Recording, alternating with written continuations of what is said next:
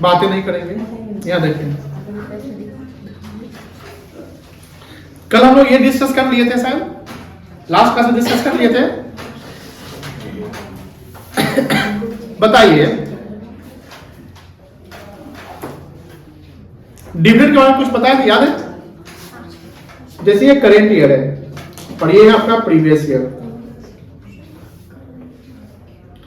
और यहां पर लिखा हुआ है प्रोपोज डिविडेंड। क्या लिखा हुआ है?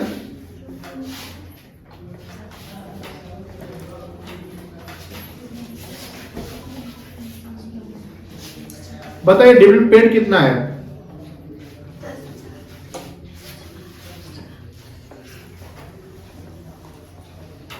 हम करेंट ईयर का ही काम करते ना, कितना डिविडेंड पेड माना जाएगा? आप बोलिए साक्षी जी, आप बोलिए अर्पिता। डिविडेंड पेड माना जाएगा 15,000, यानी कल का क्लास आप ठीक से नहीं देखे हैं। प्रोपोज डिविडेंड का मतलब हुआ कि डिविडेंड अभी नहीं पेड हुआ है, वो पेड होगा 30 दिन के भीतर में। तो प्रीवियस ईयर का जो डिविडेंड है वो प्रीवियस ईयर में अगर पेबल दिख रहा है तो 110% चांस है कि करेंट ईयर उसको पेड किया जाएगा। तो ये डिविडेंड पेड हुआ कब? करेंट ईयर में। और ये डिविडेंड कब पेड होगा? नेक्स्ट ईयर में। मान लो कि ये 2022, ये 23 है और ये 2022 है, तो ये कब पेड होगा? 23 वाला 2024 में, 2022 वाला कब पेड होगा? 2023 में। क्लियर है ना? चलिए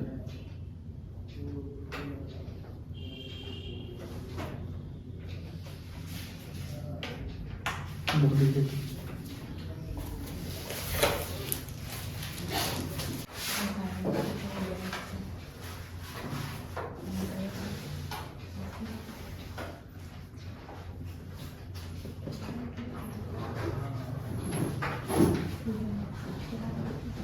देखिए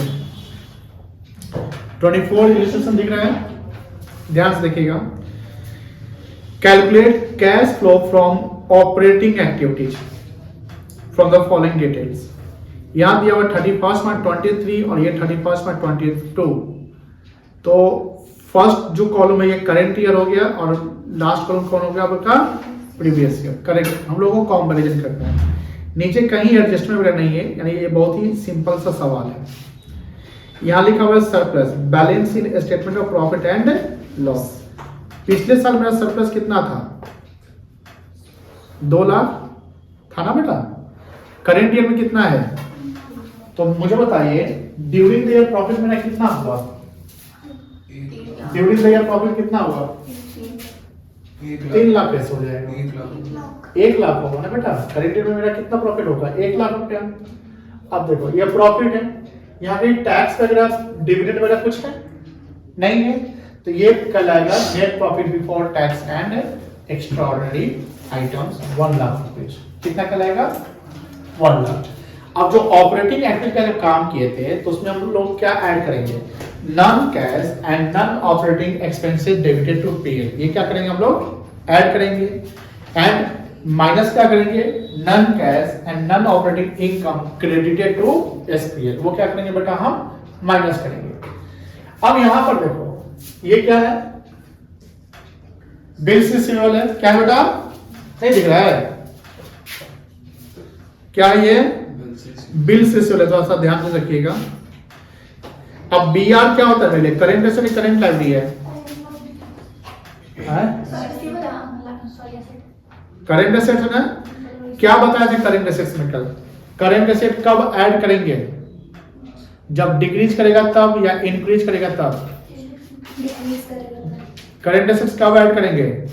देखो करेंट एसेट तब ऐड करेंगे जब वो डिक्रीज करेगा, मतलब पेमेंट हमको आया है, वो इनफ्लो है। अब चेक करिए करेंट एसेट आपका घटा है कि बढ़ा है? पहले कितना था करेंट एसेट्स? बीआर कितना था? 1 लाख। बोलिए ना, पहले कितना था? 1,40,000। नहीं दिख रहा है क्या? नहीं दिख रहा है? दिख रहा है सर। सब दिखेगा। अब दिख रहा है? हाँ, अब तो आराम से दिखेगा, है ना? चलिए तो बी आर मेरे लिए करेंट एसेट्स है, और बी आर डिक्रीज करेगा तो प्लस करेंगे और इंक्रीज करेगा तो माइनस करेंगे। तो पहले कितना था, कितना हो गया, बढ़ा कि घटा, बढ़ गया तो कितना से बढ़ गया, 40 साल से बढ़ गया, तो 40 साल को हमको माइनस करना पड़ेगा। बट ये माइनस कब करेंगे, cash generated from operating activity के बाद, यानी operating profit before working capital change निकालते हैं ना, फॉर्मेट देखिएगा, पहले क्या निकालेंगे, operating profit before working capital change, उसके बाद हम करंट एसेट कैटेगरी का काम करते हैं, वहां पर हम 40 साल माइनस करेंगे। ये है एक्यूमुलेटेड डेप्रिसिएशन। एक्यूमुलेटेड डेप्रिसिएशन का मतलब क्या होता है ना, डेप्रिसिएशन एक्यूमुलेट हो चुका है, यानी कैरी फॉरवर्ड होना है। पहले एक्यूमुलेटेड डेप्रिसिएशन कितना था, पहले कितना था एक्यूमुलेटेड डेप्रिसिएशन 3 लाख, अब कितना है 3 लाख 20 हजार। तो ड्यूरिंग द ईयर कितना डेप्रिसिएशन हुआ है मेरा 20,000, कितना डेप्रिसिएशन हुआ, तो ये नॉन कैश एक्सपेंस है, ये क्या है बेटा, नॉन कैश एक्सपेंस। क्या करेंगे, प्लस की माइनस, प्लस कर लेंगे, क्या करेंगे बेटा, प्लस करेंगे। लग रहा है आप लोग घर पे रिवाइज नहीं किए कॉन्सेप्ट जो कल पढ़ाए थे, मुंह बंद है सबका, ये कॉन्सेप्ट रिवाइज नहीं किए थे। देखो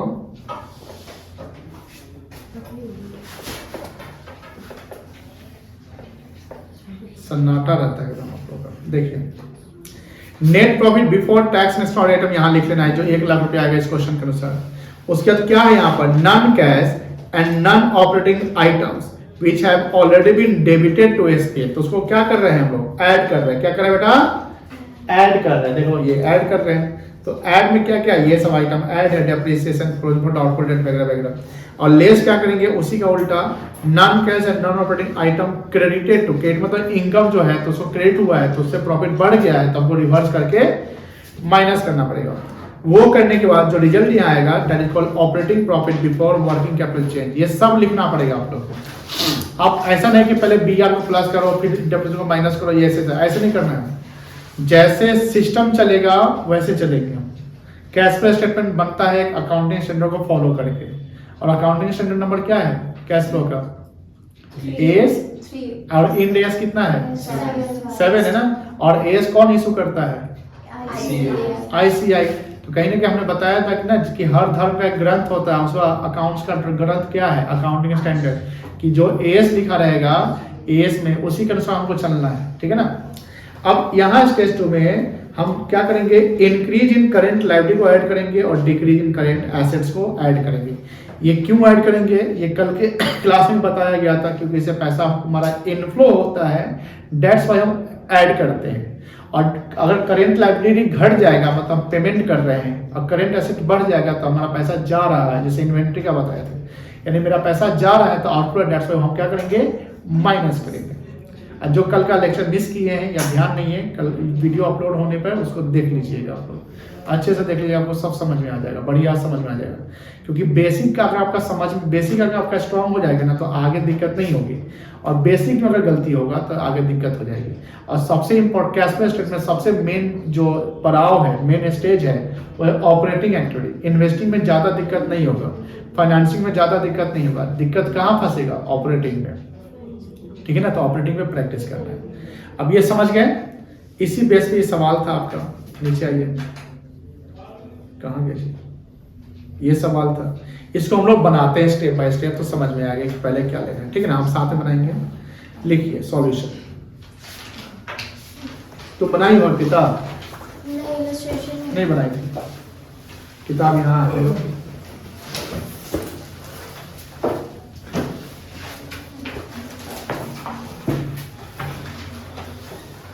यहाँ हेडिंग लिखेंगे।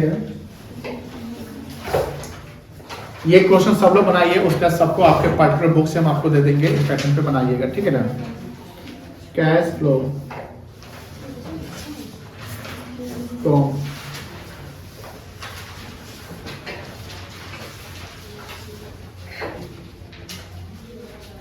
ऑपरेटिंग एक्टिविटीज,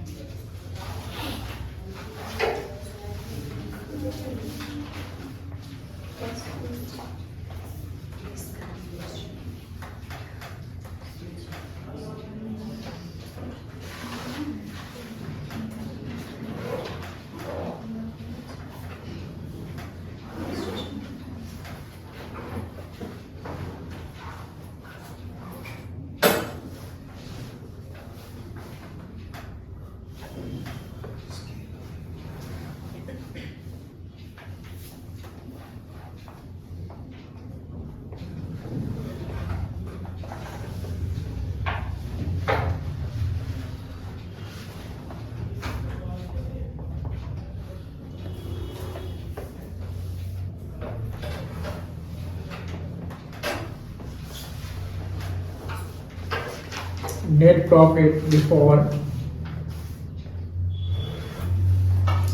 टैक्स एंड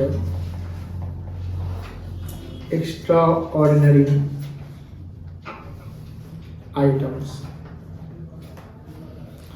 पहले 3 लाख था ना, नहीं करेंट ईयर में 3 लाख हुआ, 2 लाख, 1 लाख का प्रॉफिट बढ़ गया।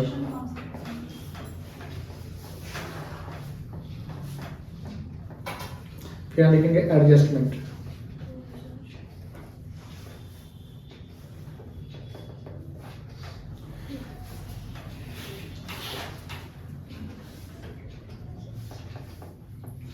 Non cash and non operating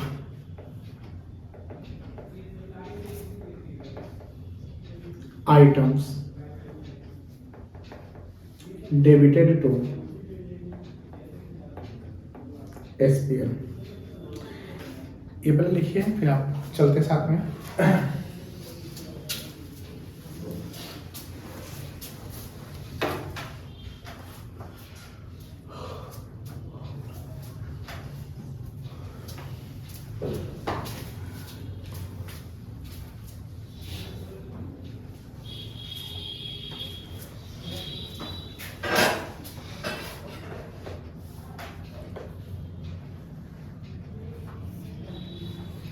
अब देखो कौन सा आइटम को ऐड करना है, तो जो आइटम पीएल में डेबिट हुआ है उसको ऐड करना है। अब क्यों ऐड करना है तो ये भी समझो।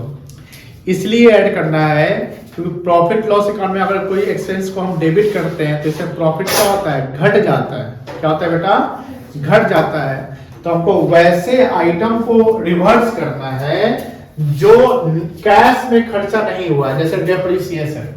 डेप्रिसिएशन ऑपरेटिंग एक्सपेंस होता है। कौन सा एक्सपेंस होता है, ऑपरेटिंग, लेकिन वो नॉन कैश है, दैट्स व्हाई हम उसको ऐड कर रहे हैं। जैसे रेंट पेड कैश एक्सपेंस है, और रेंट पेड कैश एक्सपेंस क्या है, ऑपरेटिंग एक्सपेंस है। क्या बेटा, ऑपरेटिंग है, इसलिए उसको हम ऐड नहीं कर रहे हैं। डेप्रिसिएशन ऑपरेटिंग एक्सपेंस होता है, याद रखिएगा। डेप्रिसिएशन कौन सा एक्सपेंस होता है, ऑपरेटिंग एक्सपेंस, लेकिन डेप्रिसिएशन नॉन कैश है। दैट्स व्हाई हम कैश फ्लो स्टेटमेंट के लिए हम इसको रिवर्स करेंगे, क्योंकि इससे प्रॉफिट मेरा घटा हुआ है और हमको प्रॉफिट निकालना है, कैश प्रॉफिट निकालना है। कौन सा प्रॉफिट निकालना है, कैश प्रॉफिट, यानी वैसा प्रॉफिट जो कैश में आया मुझे। मान लो कि हमने 10 लाख रुपए का सेल किया और 6 लाख मेरा कॉस्ट था, कितना प्रॉफिट हुआ, 4 लाख, और 50,000 का डेप्रिसिएशन चार्ज कर दिए, तो मेरा नेट प्रॉफिट कितना हुआ, 3.5 लाख। तो मेरे पॉकेट में 3.5 लाख रहेगा कि 4 लाख रहेगा, ये बताइए। नहीं समझे, हमने 10 लाख का सेल किया, लेमैन मैनर में समझो, ठेठ भाषा जिसको होते हैं। 10 लाख का सेल किया, 6 लाख का मेरा खर्चा हुआ, चला गया, तो कितना मेरे पास प्रॉफिट हुआ, 4 लाख, और 50,000 का हमने डेप्रिसिएशन चार्ज कर दिया 4 लाख के बाद, तो मेरा नेट प्रॉफिट कितना होगा, 3,50,000 होगा। कितना नेट प्रॉफिट होगा, लेकिन मेरे पॉकेट में कितना रहेगा, 4 लाख की 3,50,000। कैसे 4 लाख रहेगा, क्योंकि 10 जो 50,000 डेप्रिसिएशन चार्ज किए, आप किसको पेड किए, किसी को पेड नहीं किए, वो तो नॉन कैश है ना। तो हम अगर नेट प्रॉफिट की बात बोले तो नेट प्रॉफिट तो मेरा 3.5 लाख ही है। हमको टैक्स अब 4 लाख पे नहीं देना है, टैक्स मेरा किससे बनेगा, 3,50,000 पे। लेकिन कैश प्रॉफिट कितना है आपका, 4 लाख रुपया। तो हमको अभी जो हम जो कैश फ्लो बना रहे हैं ना, हम कैश के पोजीशन का पता कर रहे हैं, कैश प्रॉफिट क्या है, तो नॉन कैश घटा। उसके अलावा ऑपरेटिंग के अलावा 2 और एक्टिविटी होता है, कौन कौन होता है, इन्वेस्टिंग और फाइनेंसिंग। तो अगर इन्वेस्टिंग वाला आइटम इधर डाल दिए, फाइनेंसिंग ना डाल दिए, तो उसको भी छांटना पड़ेगा ना।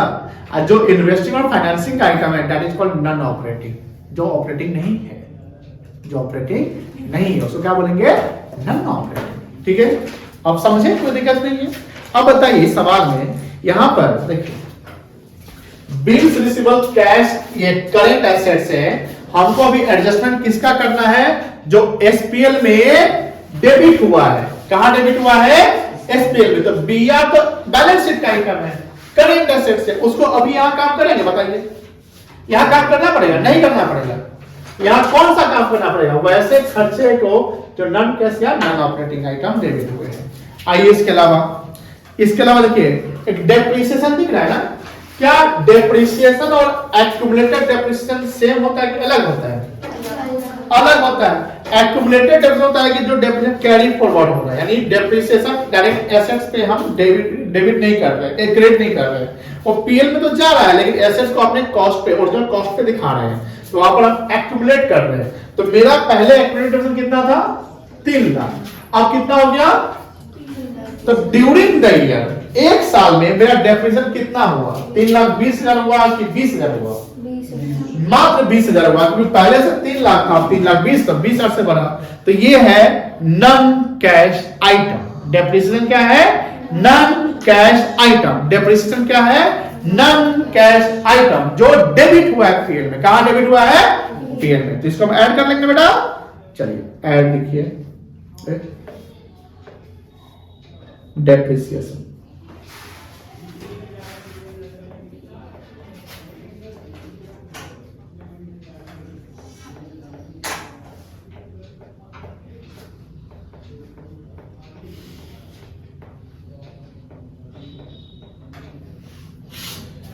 देखो भाई, चलो बना लेंगे, लिखो ना, आगे हो गया, कोई दिक्कत नहीं है। कैसे बना लिए? चलिए आगे चले।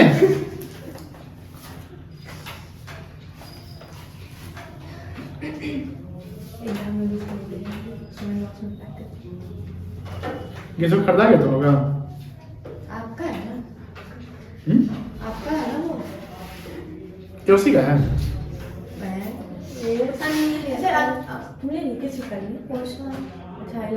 हो गया। अकाउंट्स का भी होगा ना आपके पास, दिखाइए ना कैसा है।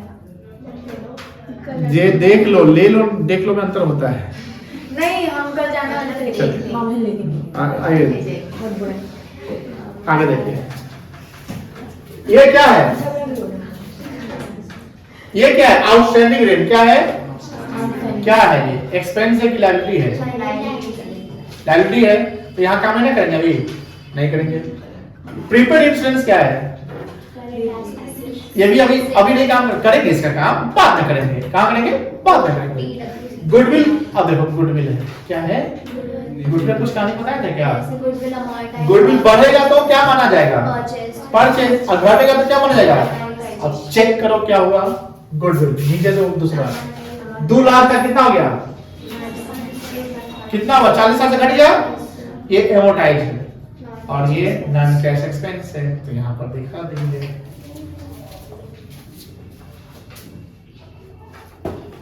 लिखिए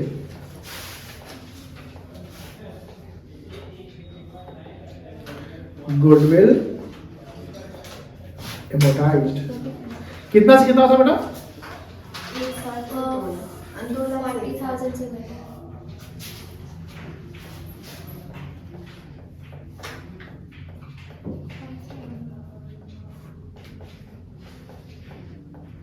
चलिए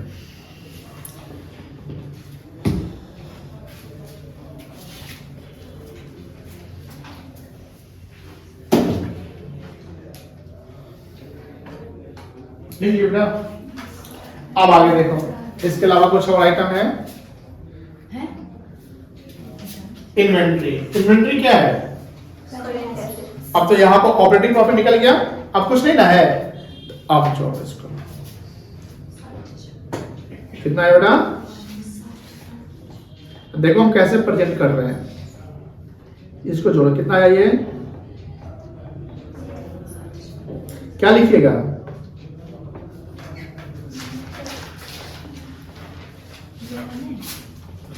ऑपरेटिंग प्रॉफिट बिफोर। बिफोर मतलब क्या होता है जी? पहले। Very good. वर्किंग कैपिटल, सीमा, वर्किंग कैपिटल कैसे निकलता है? Current assets minus current liability. Good. बचपन में अब इसमें ऐड करेंगे, क्या ऐड करेंगे बेटा? डिक्रीज इन करंट एसेट्स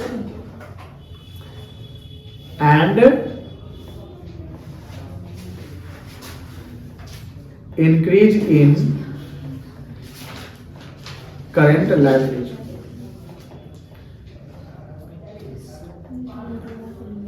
चलिए इसको नोट करिए, फिर आगे चलते हैं।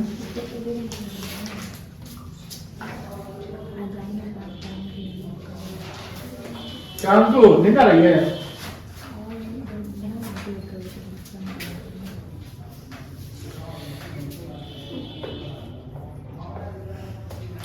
चले आगे चले। अब डिक्रीज इन करेंट एसेट याद रखिएगा और इंक्रीज इन करेंट लायबिलिटी। अब यहां देखिए आउटस्टैंडिंग रेंट क्या है, करंट लायबिलिटी चेक करो। 1 2 3 4, 1 2 3 4, 16 से कितना हुआ? बढ़ गया, बोलो हाँ। कितना से बढ़ा? 24,000 से बढ़ गया तो प्लस कर दो। देखो इंक्रीज इन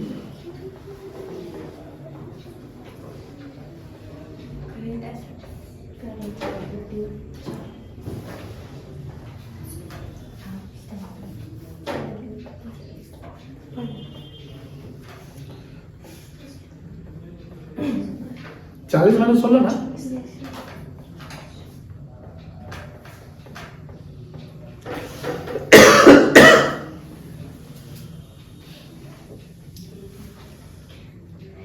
इसके अलावा देखो प्रीपेड इंश्योरेंस क्या हुआ, देखो ध्यान से। प्रीपेड इंश्योरेंस 14 से कितना हुआ बेटा? 12 घट गया ना। प्रीपेड इंश्योरेंस क्या है? करेंट एसेट्स है, घट गया तो क्या करेंगे? प्लस करेंगे डिक्रीज इन करेंट एसेट, तो ऐड करो डिक्रीज इन प्रीपेड इंश्योरेंस।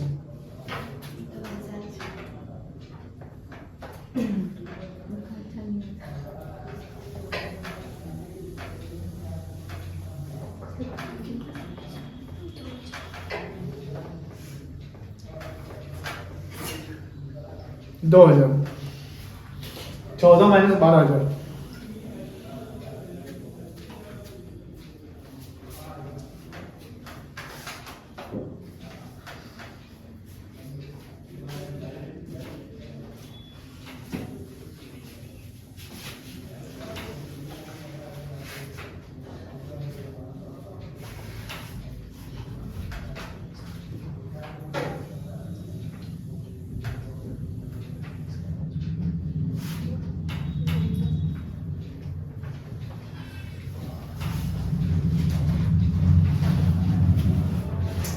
चलिए आगे।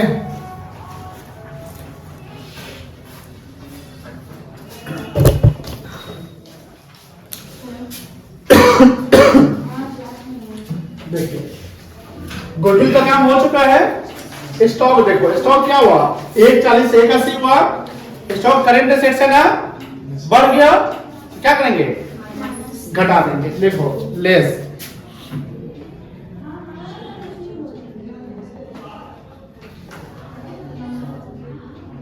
इंक्रीज इन स्टॉक कितना से कितना हुआ तो बता सकते हैं? 140 से 81, तो 180 माइनस 140 कर दे। अच्छा इसका जोड़ क्या लगा दो। 24 तो कितना हो गया? 26, और ये कितना हो गया? 40,000। कितना आएगा बताइए? इसका सम करें 1,60,000 बीआर। अच्छा छूट गया ना ऊपर तक, क्या था बीआर में? 40,000 से बीआर हाँ 140 से 180 हुआ था, सेम है ना, ये भी वही है।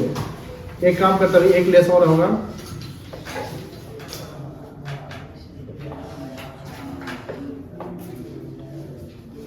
लेस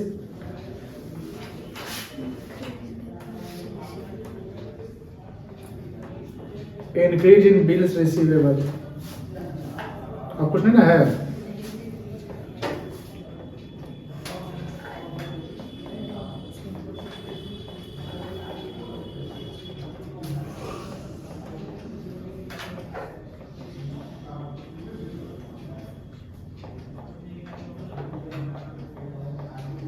अब बताइए।